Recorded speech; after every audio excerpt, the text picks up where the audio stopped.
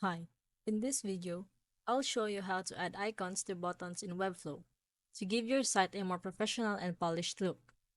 So first is to type and search Webflow in Google and click on the first link that pops up right here. Next, on your design, click on Add Element and choose Button. Now make the button a flex container so the text and icon can sit side by side. After that, you can drag an image of your choice or image element for your icon or use an embed element code for SVG code. You can also use a text emoji for this one. For cleaner designs, SVG scales better than PNG.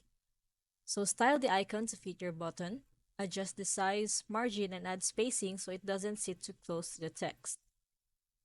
You can also place the icon before or after the button text, just change the order inside the flex layout. And that's it. That's how you add icon to buttons in Webflow. Simple, clean, and customizable. If this video helped, make sure to like and subscribe for more.